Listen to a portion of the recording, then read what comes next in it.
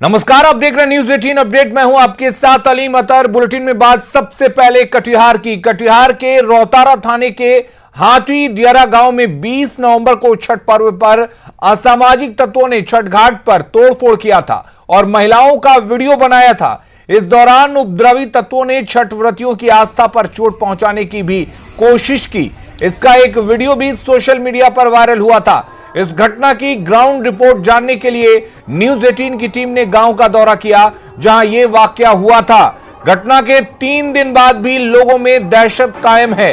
पीड़ित लोगों ने न्यूज 18 से कहा कि उन लोगों के साथ अक्सर कुछ न कुछ घटनाएं होती हैं, क्योंकि यहां हिंदू समुदाय के लोग महज 25 परिवार के हैं, जहां कभी उनके धर्म पर आघात पहुंचाया जाता है तो कभी उनके खेत खलियान को जोत लिया जाता है, उनकी जमीन पर अवैध तरीके से कब्जा कर लिया जाता है।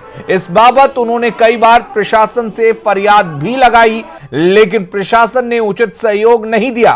फिलहाल छठ घाट पर तोड़फोड़ मामले में जहां रोहतारा थाना के चौकीदार सुखदेव पासवान के बयान पर अज्ञात लोगों पर धारा 295 और 295A के तहत प्राथमिकी दर्ज कराई गई है, वहीं गांव के 43 लोगों ने भी एक पब्लिक पिटीशन थाने में दिया है। हालांकि इस पर कोई कार्रवाई नहीं हुई है।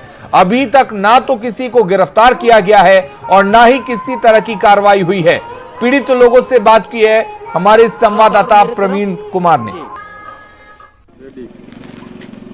मैं अभी मौजूद हूं कटिहार जिला के रोहतारा थाना के हाथी देरा गांव में। यह है वार्ड नंबर 12 और यहां 20 तारीख की रात को छठ पर्व के दौरान कुछ घटनाएं हुई थी, जिसमें असामाजिक तत्वों ने छठ घाट पर जाकर कुछ उपद्रव मचाया था।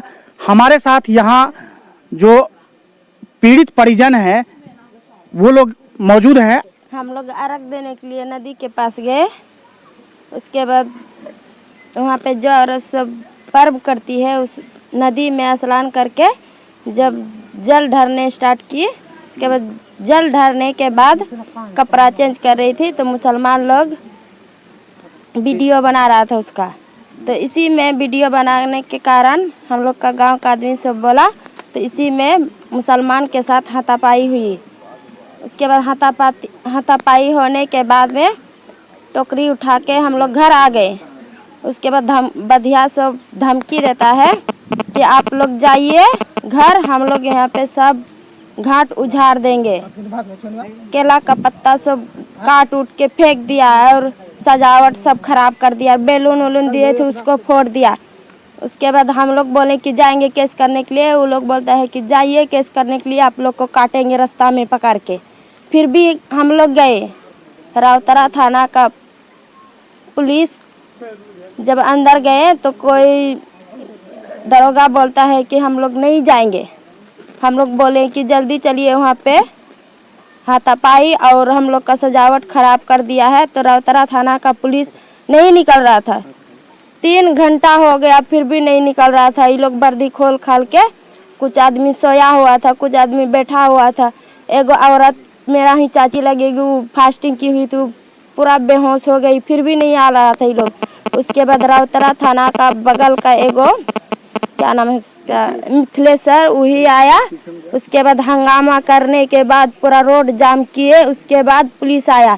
ये नहीं बोलता है कि अरे सब के साथ नाइंसाफी हुई तो हम लोग चलते हैं, जल्दी से नहीं आया पुलिस। 3 घंटा के बाद आया है पुलिस। पुलिस तो रात में 10:30 बजे रात में पुलिस आया। उसके बाद आने के बाद बोला कि जनरेटर तुम लोग ले आओ, तेल का पैसा मैं देता हूँ। 500 रुपया तेल का दिया। जनरेटर हम लोग ले गए। उसके बाद जनरेटर जला के वहाँ बोला कि ठीक है, जो कटा कुटा है बांस गाड़ के उसी में इस सीधा उधा केला का गाछ सीधा करके उसी बांस में बांध दो। बांध उनके आप लोग अपना पर्व सुबह ढंग से कर लो। उसके बाद में जो होगा देखा जाएगा। पर्व किए आप लोग? हाँ, हम लोग पर्व किए। अच्छा, पहले भी इस तरह का डिस्टर्ब किया है वो लोग? अब पहले हम भूदान, हमको जमीन मिला था, उसमें हमारा दादा से हम लोग जोत आबाद करके खा रहे हैं। जिस दिन वोट था उसी दिन हम लोग सोचे कि सुबह हम लोग जाएंगे, मक्का उक्का लगा के 10 बजे खत्म हो जाएगा, हम लोग चले जाएंगे वोटिंग देने के लिए। हम लोग भोरे गए, ट्रैक्टर से जुतवा उतवा के चौंगी उंगी दे के उसके बाद जन ले गए। 10 लड़का को पकड़े, और 10-15 ठो जन पकड़े कि चलो सब हम खर्चा दे देंगे, पूरा दिन का मजदूरी हम दे देंगे, लेकिन हमारा काम हो जाए। मान लिए कर्मचारी लोगों यहाँ ब्लॉक का कोड़ा ब्लॉक का सीओ वीडियो हमारा पास में जजमेंट भी है, जीते हुए हैं, फिर भी दखलदारी नहीं देती है, लाठी से अपना किसके दखल। कब्जे में है? ये जमीन अभी उन लोग कब्जा किया है, इसको दिए थे, देवलोल को दिए हैं, उसमें रजिस्ट्री नहीं हुआ है, कागज ओरिजिनल है हम लोग का, बाप दादा का। हाँ हाँ, वो अभी कब्जा वो लोग बांट कर को जबरदस्ती कर रही क्या है। नाम है? जानते हैं कि ये कटिहार जिला जो है ये डिप्टी सीएम तारकिशोर प्रसाद का इलाका है। हालांकि ये कोढ़ा विधानसभा क्षेत्र में ये हाथीदेरा पड़ता है, लेकिन कटिहार जिला जो डिप्टी सीएम का इलाका है, डिप्टी सीएम इस मामले में क्या रुख अपनाते हैं और आगे किस तरह से ये मामला शांत होता है, ये देखने की बात होगी। कुमार प्रवीण, न्यूज़ 18, हाथीदेरा, रौतारा, कटिहार। अब आपको बताते हैं कि आखिर ये पूरा कटिहार का जो मामला है वो क्या है। दरअसल रौतारा थाना क्षेत्र के हथिया दियारा का ये पूरा का पूरा मामला है। आपको बता दें कि महापर्व छठ में बाधा डालने की कोशिश की गई थी। 20 तारीख की बात है, 20 नवंबर की। असामाजिक तत्व व्रतियों के पूजा में बाधक बने, उन्हें परेशान करने की कोशिश की। पूजा घाट पर सजावट को तहस नहस कर दिया गया। और आपको बता दें कि शाम को जो अर्घ दिया जाता है उस समय व्रतियों को डराया गया, धमकाया गया और सुबह के अर्घ के दौरान भी भय का माहौल यहां पर दिखा। स्थानीय लोगों ने घटना का वीडियो भी बना लिया, एक सबूत के तौर पर उसको पेश किया गया।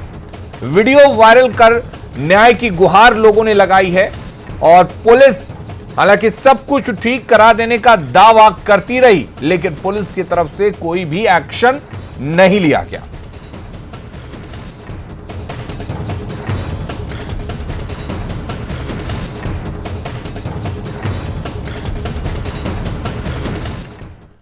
तो कटिहार में छठ व्रती के साथ हुई घटना को लेकर सियासत भी गर्म है। इस मामले में जब कटिहार से आने वाले माले विधायक महबूब आलम से पूछा गया तो उन्होंने इस घटना की जानकारी से इनकार किया। साथ ही उन्होंने वीडियो बनाने वाले के मंशा पर सवाल उठाए और बंगाल चुनाव से जोड़ दिया। कटिहार तो बहुत शांति और अमन चैन वाला इलाका है, सांप्रदायिक सद्भाव का इलाका है और कुछ असामाजिक तत्व ने ऐसा अगर किया है तो हम उसकी निंदा करते हैं और हम लोग देखेंगे कि इसको कैसे मनाएं। सर, ये जो घटना घटी है उससे लगता है कि जानबूझ के माहौल को खराब करने की कोशिश की गई है, तो आप क्या मांग करेंगे, क्योंकि आप भी उधर ही से आते हैं? अभी तो ये इस घटना की जानकारी है नहीं मुझे, समझ। तो अगर इस घटना को कभी कभी अनायास ही हो जाता है। वहाँ पे जो घटना घटी, छठ व्रती छठ करने जा रहे थे तो उनका वीडियो बनाने की कोशिश की गई। वीडियो बनाने की कोशिश की गई तो ऐसे ही लड़के सब तो वीडियो बनाते हैं, उनकी नियत क्या ही देखना चाहिए हम लोगों को, नियत पर सवाल। मतलब कार्रवाई होनी चाहिए जो दोषी है? बिल्कुल, अगर दोषी है तो कार्रवाई होनी चाहिए, बिल्कुल। एआईएमआईएम विधायक के शपथ ग्रहण करने के दौरान हिंदुस्तान शब्द न बोलने पर विधानसभा में राजनीति गर्मा गई है। बीजेपी नेता नीरज कुमार बबलू ने कहा कि जो लोग हिंदुस्तान नहीं बोल सकते उन्हें पाकिस्तान चला जाना चाहिए, ऐसे लोगों को देश में रहने का कोई हक नहीं है। वहीं जेडीयू नेता मदन सैनी ने कहा कि अगर हिंदुस्तान बोलते तो कोई दिक्कत नहीं थी, उन्हें हिंदुस्तान बोलना चाहिए था। भारत की जगह पर हिंदुस्तान शामिल लिखा गया है संविधान में।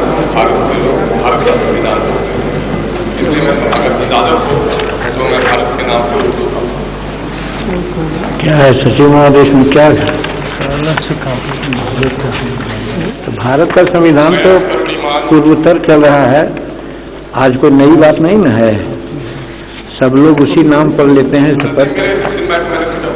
संविधान में भारत के लोग भारत का संविधान पढ़ते रहे हैं और हिंदी में और मैथिली में भारत ही लिखा गया, उर्दू में तो हिंदुस्तान लिख सकता है, इसलिए मैंने भारत का संविधान के बारे में उर्दू। मैं अख्तरुल ईमान जो कानून साज असेंबली का सशक्त हुआ हूँ, खुदा के नाम से हल्फ लेता हूँ कि मैं कानून के जरिए कायम करदा भारत के आईन के सही अकीदत और खुलूस रखूंगा। मैं भारत की खुदमुख्तारी और एकजुटता कायम रखूंगा और इस वादे पर मैं फायद होने वाला हूँ, उसके फराइज ध्यानांतराना तौर पर अंजाम। बिल्कुल गलत ऑब्जेक्शन है। जिनको इस देश में रहने वाले जिन व्यक्ति को, जिन जनप्रतिनिधि को हिंदुस्तान शब्द पसंद नहीं है, उनको पाकिस्तान जाना चाहिए। इस देश में रहने का कोई अधिकार नहीं है ऐसे व्यक्ति को। बिल्कुल सदन छोड़कर पाकिस्तान जाना चाहिए, किसी और देश जाना चाहिए जिनको हिंदुस्तान शब्द पसंद नहीं है। ये पूरा गलत नियति है, गलत परंपरा है। सदन के अंदर में थे और उन्होंने कहा कि 5 भाषा में शपथ ग्रहण करने का रखा गया था और उस 5 भाषा में हिंदी, मैथिली, इंग्लिश और संस्कृत और उर्दू, जिसमें सभी जगह भारत लिखा हुआ था और उर्दू में हिंदुस्तान लिखा हुआ था। तो उन्होंने अध्यक्ष जी को कहा और हिंदुस्तान के जगह पर उन्होंने भारत शब्द का इस्तेमाल किया है। लेकिन मुझे लगता है कि अगर हिंदुस्तान भी बोला जाता तो कोई बड़ी बात नहीं थी, बोलना चाहिए था। और होता है कि कभी कभी लोग शपथ ग्रहण में अपने आप को कुछ अलग दिखने के लिए या बोलने के लिए कुछ ऐसा करते हैं, तो उसकी बहुत आवश्यकता नहीं थी। और AIMIM विधायक अख्तरुल के बयान, हिंदुस्तान बनाम भारत के बयान पर बवाल मचा हुआ। इस पर अख्तरुल ईमान ने सफाई दी है। उन्होंने कहा कि ये उनका सुझाव था, लेकिन बीजेपी ने अख्तरुल के बयान पर आपत्ति जताई है। शपथ के दौरान नहीं, शपथ से पहले, शपथ के दौरान नहीं, शपथ से पहले मैंने आसन से यह जानना चाहा कि भारत का संविधान, भारत के लोग, ये ज्यादा पढ़ा जाता है।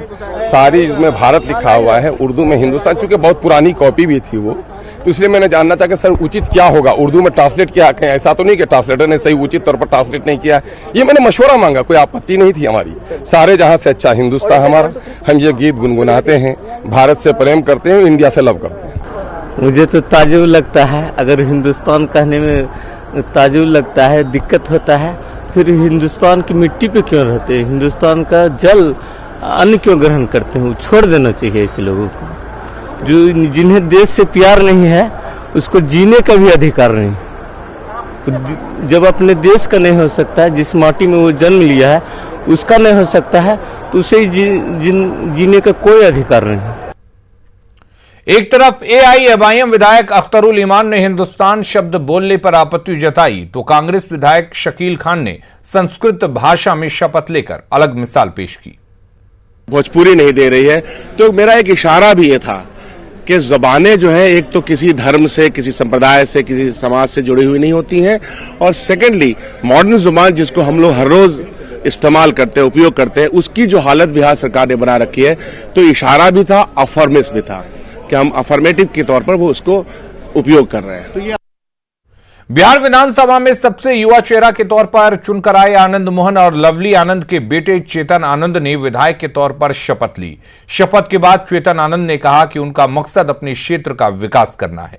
पूछेंगे आज युवा, आप देख रहे हैं कि उनका क्या हाल है।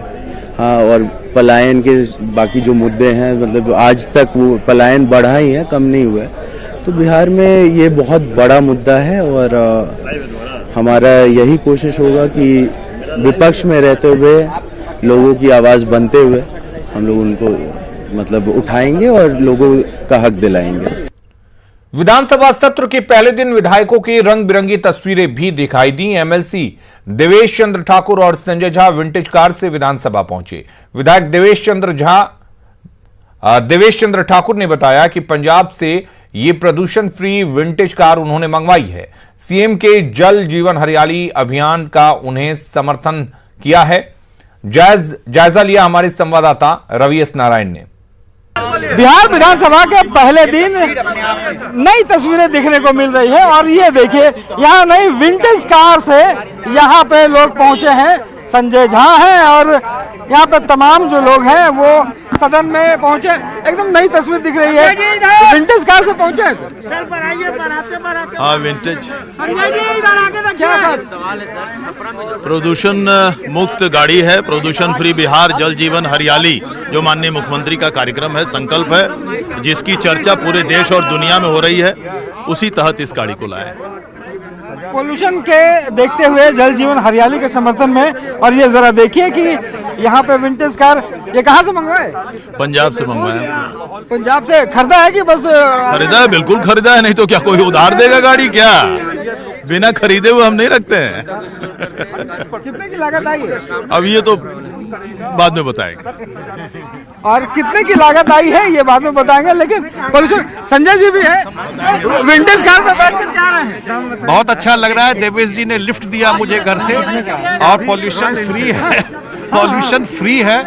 और मुख्यमंत्री जी का जो एक संकल्प है कि जो कार्बन को जो मिनिमाइज करने का, उसके प्रमोशन के लिए भी ये धीरे चलते हैं। आप चला लीजिए, उसके बाद हम करेंगे। तो ये नए विंटेज कार्स है, यहाँ पे प्रदर्शन भी है और कहा जा रहा है कि पोल्यूशन को खत्म करने के लिए सीएम को जल जीवन हरियाली के समर्थन में इस विंटेज कार से यहाँ पे पहुँच रहे हैं। कैमरा पर्सन अजय दुबे के साथ रवि एस नारायण, न्यूज़ 18 पटना। और सांसदों के लिए जो नए आवास का उद्घाटन हुआ है वो दिल्ली के भगवान दास मार्ग पर स्थित है और इसमें गंगा, यमुना और सरस्वती के नाम से 3 टावर बनाए गए हैं, जिसमें सांसदों के 76 आवास तैयार किए गए हैं। जायजा लिया हमारे संवाददाता विनीत कुमार ने। प्रधानमंत्री नरेंद्र मोदी ने सांसदों के नए आशियाने का इनॉग्रेशन किया है। 76 नए फ्लैट्स का इनॉग्रेशन किया है। आइए एक फ्लैट्स में आते हैं। यहाँ पर अब हम देखेंगे कि सबसे पहले फ्लैट्स में अंदर जाने के पहले नेम प्लेट लगा हुआ है, यहाँ पर उन सांसदों का नाम लिखा रहेगा और ऊपर अगर हम बात करें तो वहाँ पर फ्लैट नंबर जो है वो लिखा हुआ है। अब हम फ्लैट के अंदर आते हैं और देखते हैं कि आखिरकार क्या क्या सुविधाएं हैं। जैसे ही फ्लैट के अंदर आते हैं, यहाँ पे आप देखिए, हालांकि आज पहला दिन है, इनॉग्रेशन हुआ है, तो यहाँ पर फूलों से सजाया हुआ है। यहाँ पर सू रैक्स की व्यवस्था की गई है। जब गेस्ट आएंगे या फिर बाहर से लोग आएंगे तो यहाँ पर अपने शूज को रख सकते हैं। यहाँ पर जो सांसद रहेंगे वो भी इसका यूज कर सकते हैं। इसके साथ ही साथ जैसे ही इंटर करते हैं, यहाँ पर एक देखिए, यहाँ पर एक गेस्ट रूम की परिकल्पना की गई है। 16 बाय 11 लगभग 16 बाय 11 साइज की गेस्ट रूम की परिकल्पना की गई है। यहाँ पर बेड लगाया गया है, इसी तरह के बेड होंगे। 2 साइड टेबल की व्यवस्था की गई है, वार्डरोब की व्यवस्था की गई है और यहाँ पर इसी के साथ जो गेस्ट बेडरूम है, इसी के साथ यहाँ पर देखिए सांसद के लिए एक ऑफिस की व्यवस्था की गई है। लगभग 14 बाय 11 का ऑफिस है यहाँ पर। साथ ही साथ इसमें ऑफिस से लगा हुआ यहाँ पर जो वॉशरूम है वो भी यहाँ पर उसकी भी व्यवस्था की गई है। साथ ही साथ में अगर कोई व्यक्ति इस ऑफिस में डायरेक्ट आना चाहे तो हालांकि ये गेट बंद है तो इसमें से भी अंदर आया जा सकता है। तो यहाँ पर सांसद के लिए गेस्ट बेडरूम की भी व्यवस्था की गई है और गेस्ट बेडरूम के साथ ही साथ ऑफिस की जो है वो व्यवस्था यहाँ पर की गई है। हम अन्य कमरे में आते हैं, अंदर जाते हैं तो यहाँ पर हम देखते हैं कि एक बड़े से डाइनिंग हॉल की जो है वो परिकल्पना की गई है। यहाँ पर अगर हम डाइनिंग हॉल की बात करें तो लगभग 18 बाय 13 का ये डाइनिंग हॉल है। इसी तरह के यहाँ पर जो ये डाइनिंग टेबल है उसकी व्यवस्था की गई है। इसी तरह से 6 सीटर डाइनिंग टेबल की यहाँ पर व्यवस्था की गई है और इसी एरिया से डाइनिंग एरिया के साथ ही साथ किचन बनाया गया है यहाँ पर। हालांकि अगर हम डाइनिंग एरिया के बारे में बात करें तो यहाँ पर सोफा की व्यवस्था की गई है और इसी से लगा हुआ बालकनी भी यहाँ पर है। अब हम डाइनिंग में एरिया के साथ साथ अगर हम देखें तो यहाँ पर डाइनिंग में एरिया के बगल में ही जो एक बड़ा सा हॉल है, वहाँ पर ड्राइंग रूम की कॉन्सेप्ट की परिकल्पना की गई है। लगभग 20 बाय 15 की ये जो हॉल है, जो ड्राइंग रूम जिसे हम कह सकते हैं, हॉल कह सकते हैं, जो सांसद के गेस्ट आएंगे वो यहाँ पर बैठ सकते हैं। तो पूरी परिकल्पना जो है वो यहाँ पर की गई है। इसके साथ ही साथ हम अब अंदर आते हैं और यहाँ पर देखते हैं कि एक अत्याधुनिक मॉड्यूलर किचन उसकी भी व्यवस्था यहाँ पर की गई है। पूरी तरह से ये जो किचन है वो मॉड्यूलर बनाया गया है। आप यहाँ पर देख सकते हैं पैंट्री है या फिर जो वार्डरोब बनाए गए हैं वो यहाँ पर जो मॉड्यूलर कॉन्सेप्ट में आता है उसकी उसी तरह की व्यवस्था की गई है। स्टाफ रूम की भी परिकल्पना की गई है। स्टाफ में क्वार्टर की बात की गई है, ए एंड बी। तो वे 2 जो क्वार्टर जो हैं वो लगे हुए रहेंगे, हर एक फ्लैट्स के साथ लगे हुए रहेंगे। ये 4 BHK फ्लैट की परिकल्पना की गई है सांसदों की, जिसमें किचन के साथ ही जो है स्टाफ क्वार्टर की परिकल्पना की गई है। राजधानी दिल्ली में सांसदों के लिए बने नए आवास का उद्घाटन प्रधानमंत्री नरेंद्र मोदी ने किया। उद्घाटन के मौके पर पीएम मोदी ने सांसदों को बधाई दी और बताया कि उनकी सरकार में कई ऐतिहासिक काम किए गए और कई ऐतिहासिक फैसले भी लिए गए। मुझे खुशी है कि हमारे सांसदों का एक लंबा इंतजार अब खत्म हो रहा है। इन फ्लैट्स के निर्माण में पर्यावरण का ध्यान रखा है, एनर्जी कंजर्वेशन के उपाय हो, सोलर प्लांट हो, सीवेज ट्रीटमेंट प्लांट हो, ग्रीन बिल्डिंग के ये कंसेप्ट इन भवनों को और आधुनिक बनाते हैं।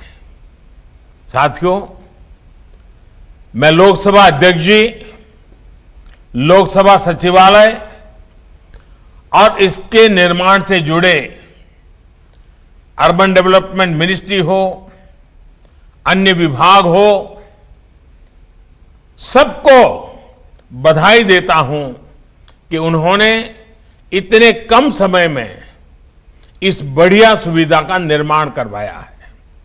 23 वर्षों के लंबे इंतजार के बाद डॉक्टर अंबेडकर इंटरनेशनल सेंटर का निर्माण इसी सरकार में हुआ। सेंट्रल इंफॉर्मेशन कमीशन की नई बिल्डिंग का निर्माण इसी सरकार में हुआ।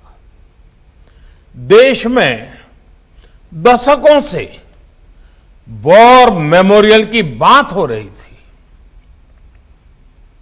हमारे देश के वीर जवान लंबे अरसे से इसकी आशा कर रहे थे, मांग कर रहे थे। देश के वीर शहीदों की स्मृति में इंडिया गेट के पास वॉर मेमोरियल का निर्माण भी, उसे करने का भी सौभाग्य हमारी सरकार को मिला। हमारे देश में हजारों पुलिसकर्मियों ने कानून व्यवस्था बनाए रखने के लिए अपना जीवन दिया है। हजारों पुलिस के जवान शहीद हुए हैं। उनकी याद में भी नेशनल पुलिस मेमोरियल का निर्माण भी इसी सरकार के द्वारा हुआ। पिछली 16वीं लोकसभा ने पहले की तुलना में 15% ज्यादा बिल्स पास किए। 70वीं लोकसभा के पहले सत्र में तय समय से 135% काम हुआ। राज्यसभा ने भी 100% काम किया। ये परफॉर्मेंस पिछले 2 दशकों में सबसे ज्यादा है। पिछली सर्दियों में भी लोकसभा की प्रोडक्टिविटी 110% से ज्यादा रही है। पहली बार जम्मू कश्मीर में अब करप्शन के खिलाफ काम हो सके ऐसे कानून बन पाए हैं। देश ने महिलाओं को 3 तलाक जैसी सामाजिक कुरीतियों से भी आजादी दी है। इससे और पहले की बातें करें तो मासूम बच्चियों से बलात्कार करने वालों के लिए मृत्यु दंड का प्रावधान भी इसी दौरान किया गया है। आधुनिक अर्थव्यवस्था के लिए जीएसटी, इंसॉल्वेंसी और बैंक्रप्सी कोड जैसे कितने ही बड़े बड़े निर्णय हुए हैं। इसी तरह भारत की जो संवेदनशील पहचान रही है, उस कमिटमेंट को पूरा करते हुए हम सब ने मिलकर